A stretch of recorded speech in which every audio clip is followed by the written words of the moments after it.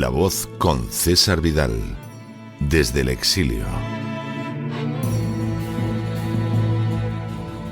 Muy buenos días, muy buenas tardes, muy buenas noches y sobre todo muy bienvenidos a esta nueva singladura de La Voz. Soy César Vidal, hoy es el lunes 15 de diciembre de 2025 y me dirijo a los hispanoparlantes de ambos hemisferios, a los situados a uno y otro lado del Atlántico y del Pacífico y como siempre lo hago desde el exilio.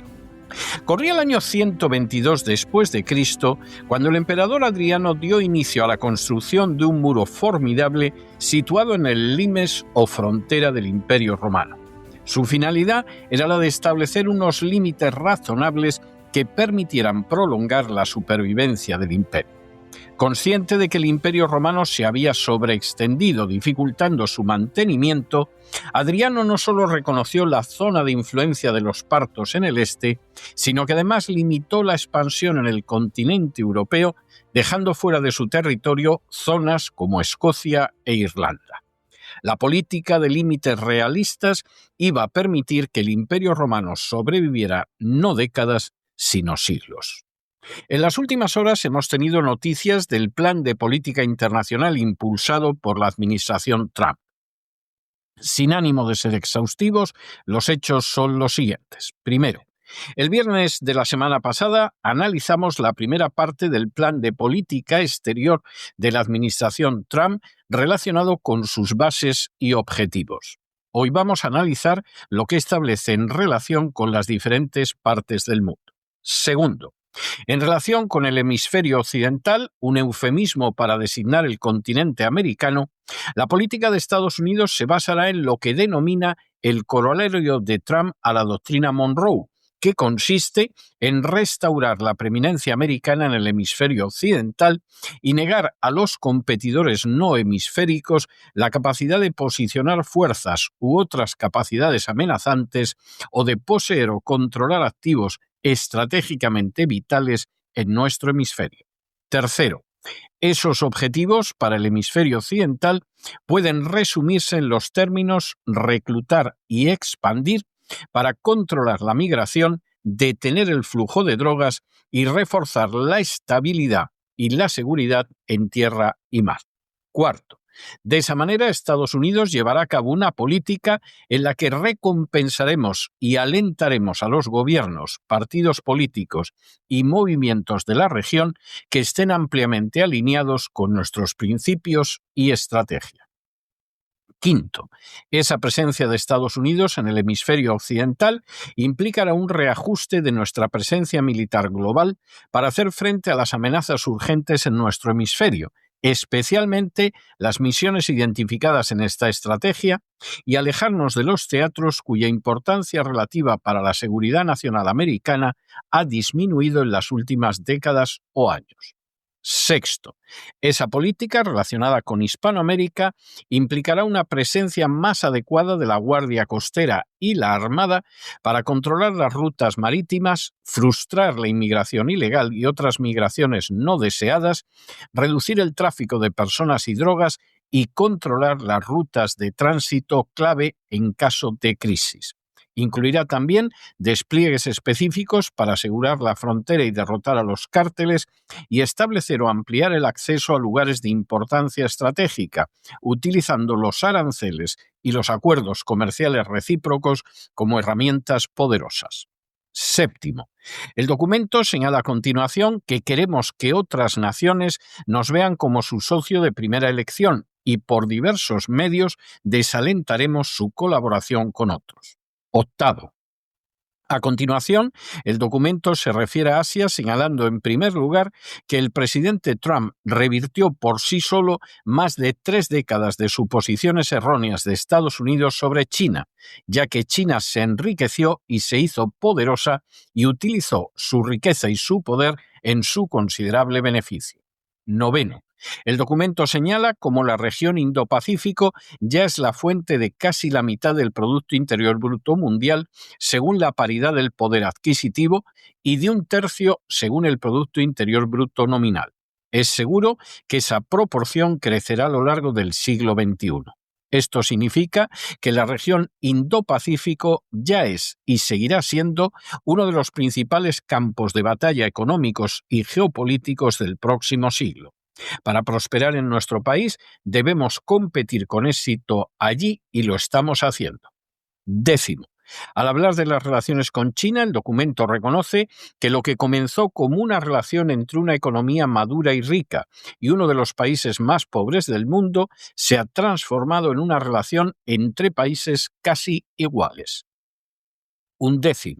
El documento reconoce también cómo China se adaptó al cambio en la política arancelaria de Estados Unidos que comenzó en 2017 o cómo las exportaciones de China a los países de bajos ingresos se duplicaron entre 2020 y 2024.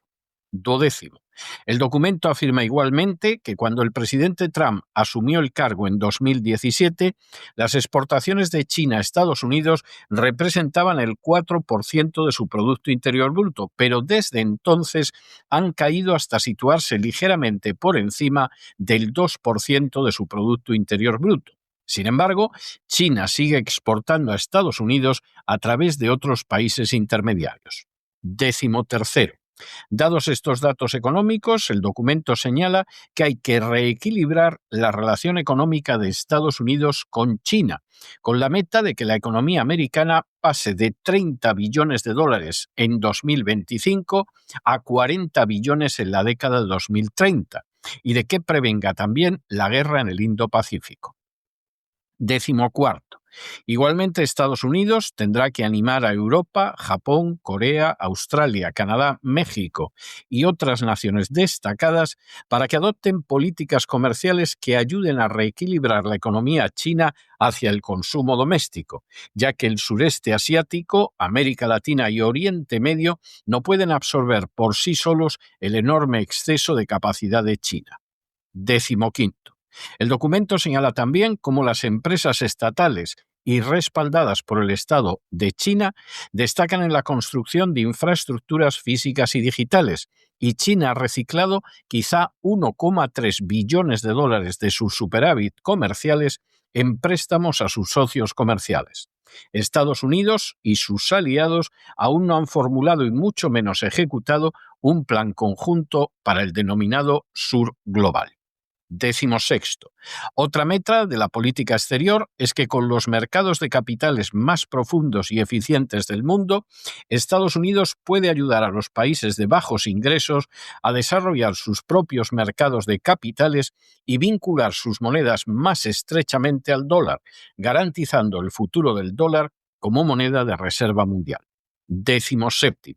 También en relación con Asia, el documento afirma que es lógico que se preste mucha atención a Taiwán, en parte debido al dominio de Taiwán en la producción de semiconductores, pero sobre todo porque Taiwán proporciona acceso directo a la segunda cadena de islas y divide el noreste y el sureste asiático en 2 teatros distintos. 18.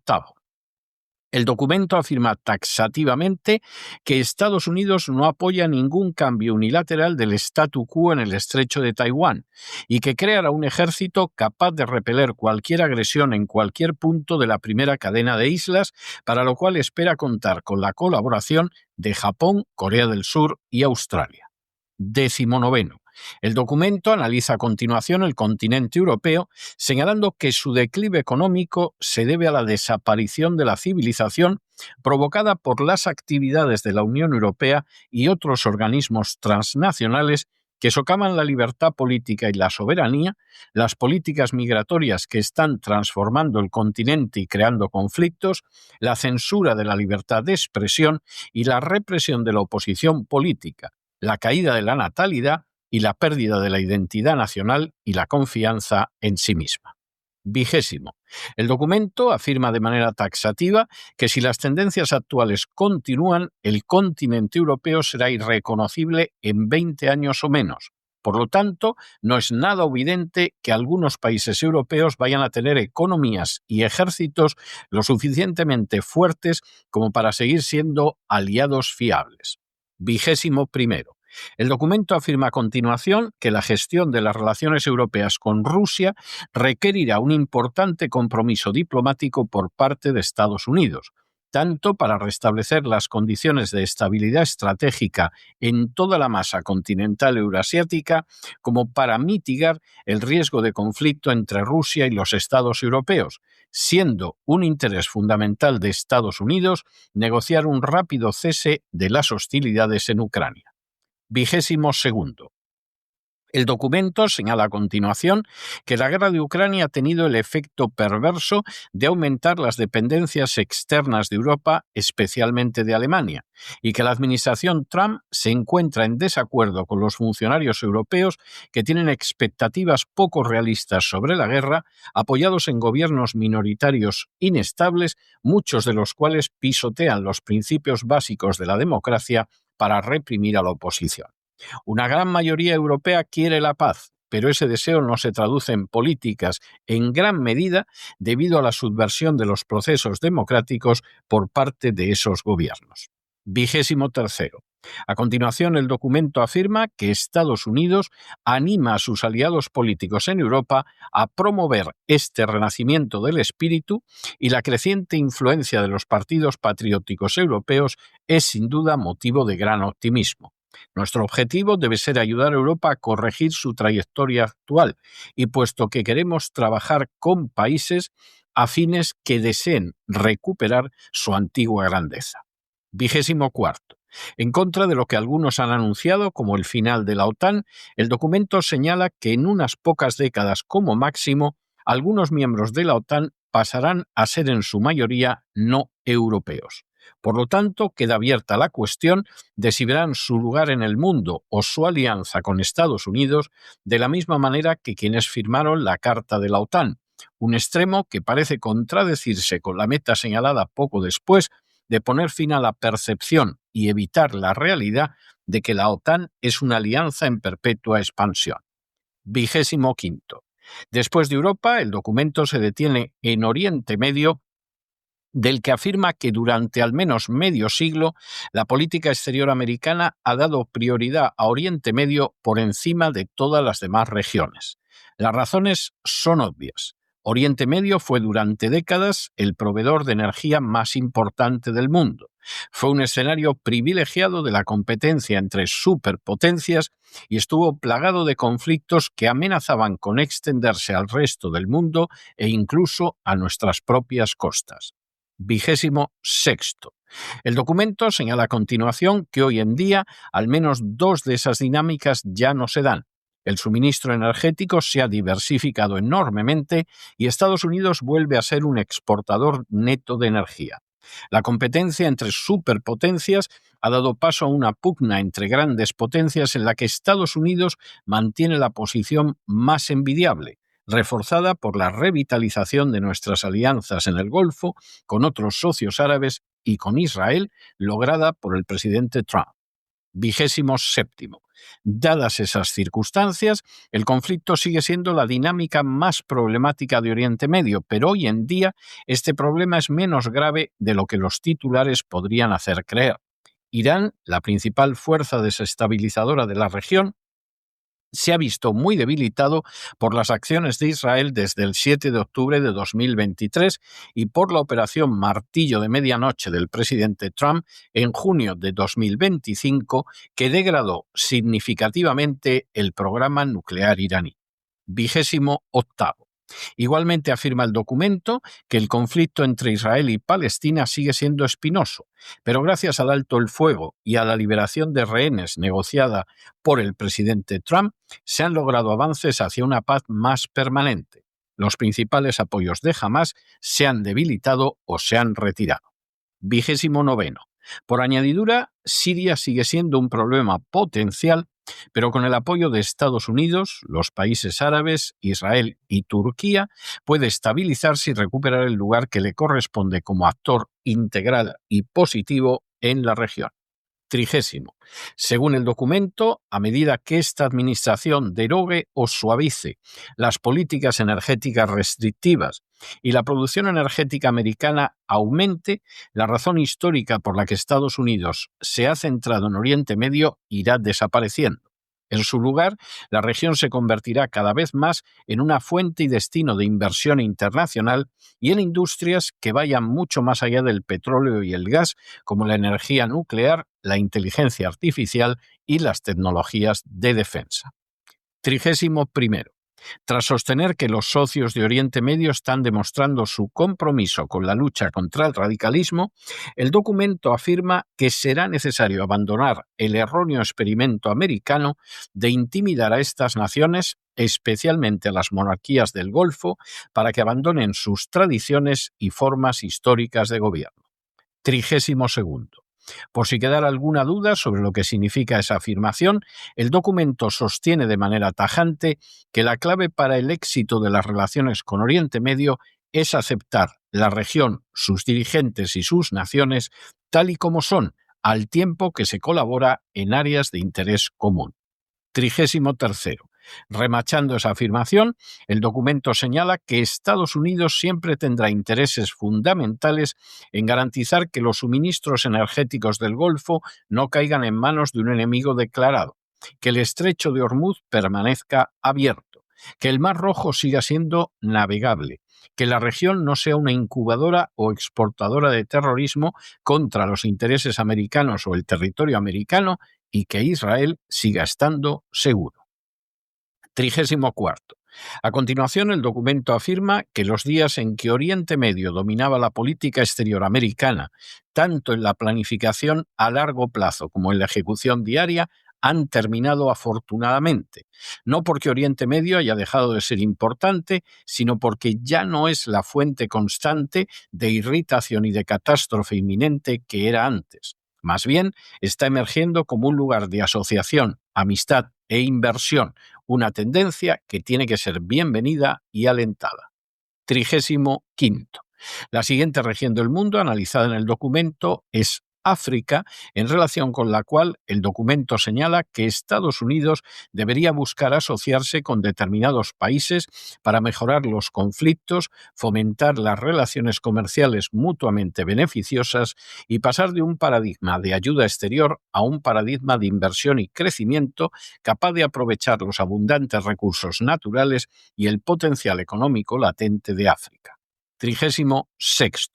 Esa intervención en África tendría que incluir acabar con conflictos armados, modificar nuestro enfoque de la ayuda y la inversión, por ejemplo, la ley de crecimiento y oportunidades para África, y ser cautelosos ante el resurgimiento de la actividad terrorista islamista en algunas partes de África, evitando al mismo tiempo cualquier presencia o compromiso americano a largo plazo.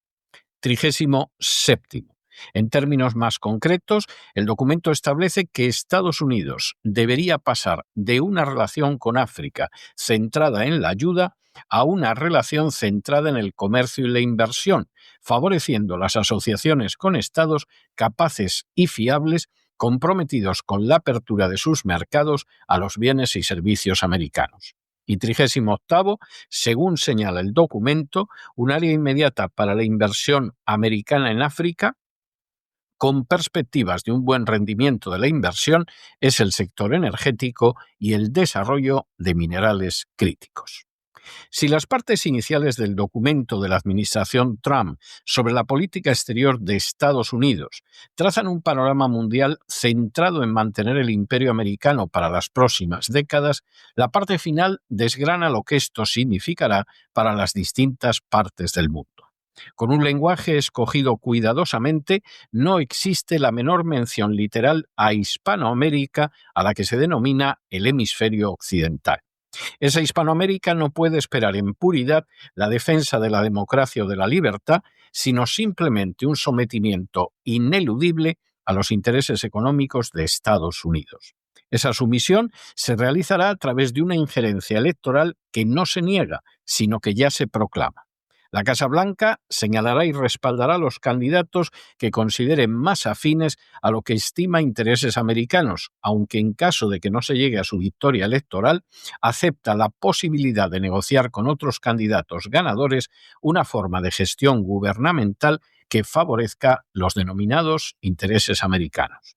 En cualquiera de los casos, Hispanoamérica no solo no podrá soñar con elecciones libres de injerencia externa, sino que tampoco podrá aspirar a disfrutar del libre mercado, ya que Estados Unidos desarrollará una política que excluya la competencia con otras potencias y que le otorgue un cuasi monopolio del comercio y de las materias primas hispanoamericanas. En realidad, no se trata, como dice el documento, de un corolario de la doctrina Monroe, sino más bien de la política del palo y de la zanahoria de Theodore Roosevelt llevada a la enésima potencia. A decir verdad, Hispanoamérica será una parte del mundo donde la democracia, la libertad, el respeto a los derechos humanos e incluso la soberanía carecerán de relevancia real para convertirse de manera total en un banco de materias primas cuyo práctico monopolio estará en manos de Estados Unidos gracias a la injerencia electoral y otras medidas similares. El análisis de la triste realidad europea por parte del documento es bastante exacto, pero salvo la imperiosa necesidad de acabar con la guerra de Ucrania, no hay palabras de ayuda a un continente que se hunde. Por el contrario, se anuncia que su desaparición como tal está situada en un horizonte próximo y que su papel en la OTAN será cada vez menor. De forma bien reveladora, el documento señala que está próximo el día en que la mayoría de las naciones de la OTAN ya no serán europeas, en un claro anuncio de cómo existe la pretensión de sumar a esa organización no solo a Hispanoamérica, sino muy posiblemente también al norte de África y Oriente Medio. Lejos de asistir a un más que deseable desarbolamiento de la OTAN, lo que sería una bendición para Estados Unidos y para el continente europeo, en Europa se establecerá un limes que no se traspasará en Ucrania, pero la expansión aumentará en el resto del mundo, convirtiendo a Europa en más insignificante todavía. El futuro de Europa resulta pues tan poco halagüeño como el de Hispanoamérica, e incluso desde varios puntos de vista hasta más sombrío. Al tratar de Asia, el documento deja de manifiesto cuál es la primera preocupación de la política exterior de Estados Unidos, que no es otra que China. En contra de lo que se pensó hace décadas, China no ha seguido siendo una nación atrasada de la que podían sacar beneficio los Estados Unidos, sino que se ha convertido en un competidor colosal. Dada esa circunstancia, la posibilidad de defender el libre mercado es inexistente, ya que la meta es impedir la libre competencia, logrando por el contrario una supremacía comercial que ahora mismo no existe. Incluso el respaldo a Taiwán no está relacionado con la defensa de la libertad o la soberanía, sino con el control de las comunicaciones. En Asia, como en Hispanoamérica, todo se reducirá a la extracción de materias primas en condiciones ventajosas. No es en absoluto distinto el enfoque sobre Oriente Medio, al que de manera comprensible se desgaja del resto del continente asiático. De la administración Trump no cabe esperar ninguna reforma política de avance de las libertades o de la democracia en Arabia Saudí o en las monarquías del Golfo. Por el contrario, se trata de aceptar la eternización del despotismo islámico siempre que respalde a Israel y se oponga a Irán. En otras palabras, hay una aceptación expresa del Islam más fanático si así beneficia a Israel, y a pesar de reconocer que esa parte del mundo ya no es relevante para Estados Unidos dada su autonomía energética. Lo mismo sucederá, y no puede sorprender, en África. El documento lamenta la política seguida por las administraciones Obama y Biden de respaldo a la ideología de género, pero no deja dudas en lo que respecta al futuro de África. No es la libertad, ni la democracia, ni el respeto a los derechos humanos, sino la absorción de sus recursos naturales, como por otra parte sucede desde hace siglos, pero ahora con un peso preeminente de unos Estados Unidos, nada dispuestos a competir con otras potencias. En su conjunto, el documento de la administración Trump reviste una enorme relevancia porque expresa de manera irrefutable lo que será la política exterior de Estados Unidos durante los próximos años. Por un lado, la aceptación obvia de que el mundo unipolar es imposible y tiene efectos más que negativos sobre la misma posición de unos Estados Unidos sobreextendidos en sus acciones. El limes del imperio tiene que ser claro y en el caso de Europa queda establecido en una tierra de Ucrania en una tierra de nadie que pasa por Ucrania que no se incorporará a la OTAN. Ese imperio no impulsará la democracia, ni la libertad, ni los derechos humanos como ha podido hacerlo antaño. Estará centrado, por el contrario, en absorber los recursos naturales, impidiendo la competencia exterior, especialmente la de una poderosísima China. De hecho, la administración Trump hará todo lo posible para impedir la llegada de productos extranjeros a Estados Unidos gracias a una política encarnizadamente proteccionista, a la vez que intentará inundar los mercados extranjeros con productos americanos. La aceptación de regímenes dictatoriales e incluso teocráticos, la indiferencia hacia las libertades, la meta de que los conflictos armados y la expansión en Europa deben concluir, la supresión de la libre competencia comercial, la injerencia electoral en favor de candidatos considerados favorables y la búsqueda por encima de todo del control de las materias primas del planeta marcarán la política exterior de la administración Trump y muy posiblemente la de futuras administraciones. La única excepción a ese crudo realismo será la defensa del Estado de Israel precisamente en una zona donde la propia administración Trump admite que Estados Unidos ha equivocado el rumbo durante décadas. Se trata de una circunstancia que obliga a pensar que la política exterior de Estados Unidos se halla más determinada por la acción de lobbies de lo que sería conveniente y de lo que es capaz de reconocer cualquier administración. Sea como sea, la meta de la administración Trump es la supervivencia del imperio, aunque solo pueda ser por unas décadas. El tiempo revelará si lo consigue. Pero no se dejen llevar por el desánimo o la frustración. Y es que a pesar de que los poderosos muchas veces parecen gigantes, es solo porque se les contempla de rodillas y ya va siendo hora de ponerse en pie. Mientras tanto, en el tiempo que han necesitado ustedes para escuchar este editorial, la deuda pública española ha aumentado en más de 7 millones de euros y, por cierto, una cantidad no pequeña es para permanecer en la OTAN, donde España, como el resto de las naciones europeas, cada vez contarán menos. Muy buenos días, muy buenas tardes, muy buenas noches. Les ha hablado César Vidal desde el exilio. Que Dios los bendiga.